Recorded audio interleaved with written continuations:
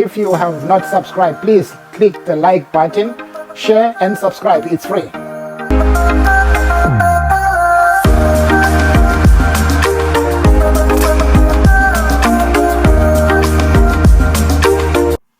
elders have got a potential of destroying the future of young people.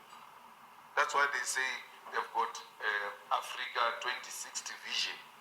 But they won't be there in 2060, so I don't know what they are talking about. So if you are to be the youth, and the youth that must be taken serious, you must from time to time call your elders to order. That's how Africa is going to realize its potential. These elders have destroyed our continent through dictatorship, through family arrangements, and the youth kept quiet. South Africa was liberated by the youth. When we have time, we'll share that story. The ANC in 1940s was dead until Mandela came in as the youth, and Walter Sisulu and O.R. Tambo developed what they called a program of action that revived the ANC, and ANC adopted it in 1949. ANC was a sweetheart organization which used to fight through letters to London. This youth said we must take up arms and fight now. The ANC agreed in 1949. That's what made the ANC to be what it is. When they got arrested in the 60s, down the line in the 60s, Steve Biko emerged, was a young person, black consciousness. That led to 1976, that was the youth. What O.R. Tambo said to the youth of South Africa in the 80s, render South Africa ungovernable and unworkable. The youth did that. In 1985 and 1986, South Africa had a permanent protest every day to a point where martial law was declared state of emergency twice in 1 year. Because they declared the first one, the youth were saying, we don't care to what you want to do. They had to declare another one because they thought the youth didn't hear. But they heard and they were defiant. And that's what brought 1994 because of the youth of the 80s. So the youth of Kenya can make Kenya politics to be what you want them to be. President Ruto is a new, fresh air. Because, it has always been like it has to go between the Odingas and the former president, the Kenyattas. So when he came in, we're like, we now are graduating the, family dynasty. We said the family dynasty arrangement is going away. We said this was a perfect Pan-Africanist. I'm not denouncing him as not being a Pan-Africanist. All I'm saying is, stay true to what you are saying. It doesn't matter how many people are criticizing you or not. We still have a lot of hope in him.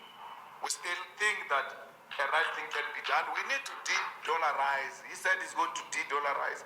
We need to do away with the dollar. He said he's going to do away with the visas. We have to do away with the visas because Africa must be one. I must wake up. It's a 4-hour flight from South Africa to here. I must wake up in South Africa and come and eat lunch here. And then in the afternoon get into a plane, go back. So why should it be an issue? All of these visas, borders must be done away. You know why they think we are xenophobic? We don't know each other. The more we do away with visas and borders and all of that, the more we're going to know each other and realize that we're actually one thing. There's nothing I'm seeing in this room which I've not seen in South Africa.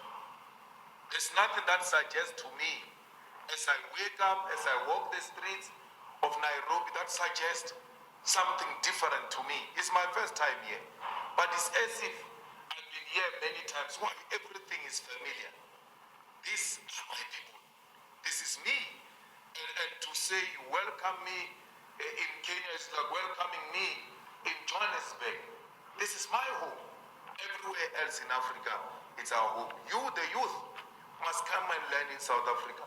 South Africans must come and learn here in our universities, cultural exchanges, and We must start to listen to the same music, watch the same movies, to do away with this Western imperialism that manifests itself through songs and television and movies and all of that.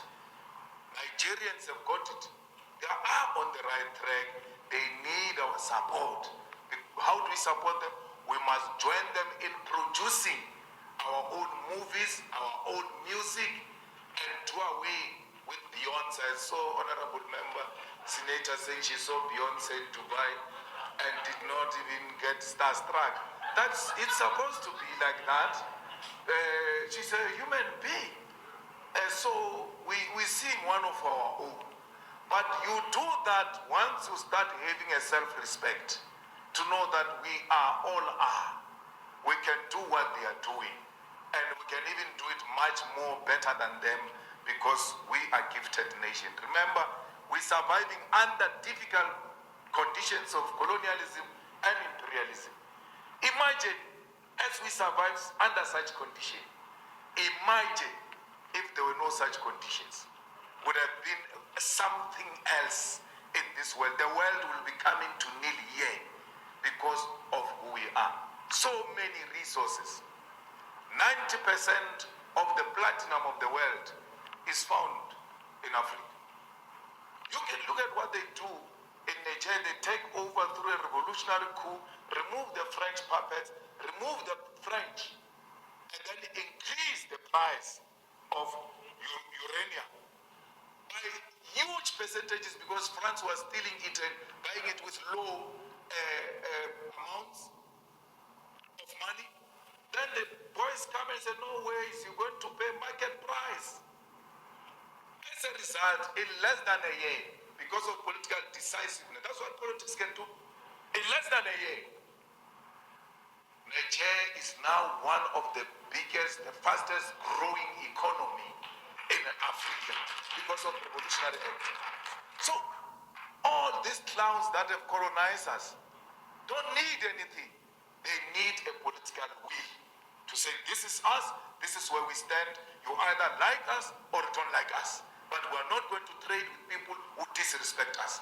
You're going to respect us and you're going to trade with us in this way. So, that's you, the youth, who must radicalize the politics of the ruling party and the opposition and say anything that is not African, we're not going to associate with it, including the coups that are happening in the continent where a French puppet is replaced by another French puppet. We must not support such nonsense.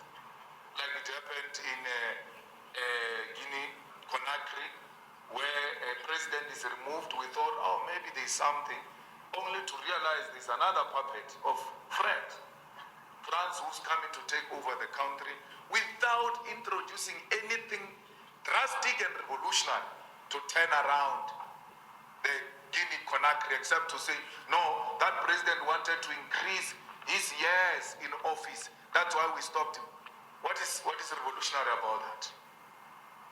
Because this term of offices, of saying you serve 2 terms, 3 terms, they are also not ours. They were imposed on us. So it must not look like when you say a person can't serve more than 2 terms, you think you are revolutionary. No. The people themselves will make their own setup of how they want to be ruled. That's fine. If they want 2 terms, it's okay.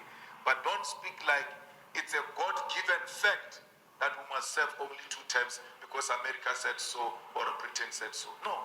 You remove a president in Guinea Conakry, replace it with a French puppet. You have a war going on. So many. I said to you, 1,500 Ukraine, Russia, 9,000 in Palestine. I think it's more than that in DRC. In DRC, no one is saying anything because the barbarics, the monkeys are killing each other. We don't care. Let them finish each other there. It can't be that if there is a different race being killed, there is noise. But when there are Africans being killed, it doesn't matter African on African or state on state, tribe on tribe. As long as there is death, people being killed, there can be a any amount of justification. No one has ever said anything about that death which is happening in DRC, where thousands are being killed. No one can say anything. You know why? It's an African life. It's a cheap life. Care about. Reflection on the continuing conversation around the content of the Finance Bill 2024 and listening keenly to the people of Kenya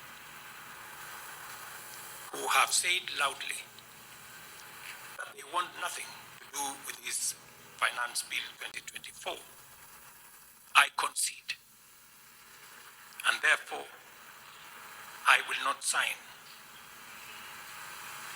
the 2024 Finance Bill. I am directing for immediate further austerity measures to reduce expenditure, starting with the Office of the President, the entire presidency, and extending to the entire executive arm of government. Operational expenditure in the presidency be reduced to remove allocations for the confidential fort, reduce travel, hospitality, purchase of motor vehicles, renovations, and other expenditures. And listening keenly to the people of Kenya who have said loudly that they want nothing to do with this Finance Bill 2024, I concede, and therefore I will not sign the 2024 Finance Bill, and it shall subsequently be withdrawn, and I have agreed with these members that that becomes our collective position. Looking at the situation that is going on in Kenya now, we remember last time Malema was in Kenya. He had the youth around him. He talked to the youth because Malema has been in politics for the longest time. So when we look at it, the way he addressed the youth, his message did resonate with the youth. Other people will be making fun of Malema or EFF, saying, oh, he lost the elections in South Africa, 2024 elections. I am not saying that. I am saying Malema is the biggest winner because he is winning the continent, the youth, which is the majority. He's winning the youth in the whole continent, and his message is resonating with the youth in Africa. Because when you look at Malema, he is looking at a bigger picture of Africa. He's not looking at small picture of South Africa, but he wants Africa to be one. He wants one army for Africa. He wants one currency for Africa. He wants no visas for Africa. He wants so that all African countries can trade, and he wants a president for Africa. So when you look at his message, you really see that it really resonates. So I want to say to everybody, whoever is listening, just comment, say your own piece, like and share. I love you all. Bravo, bravo.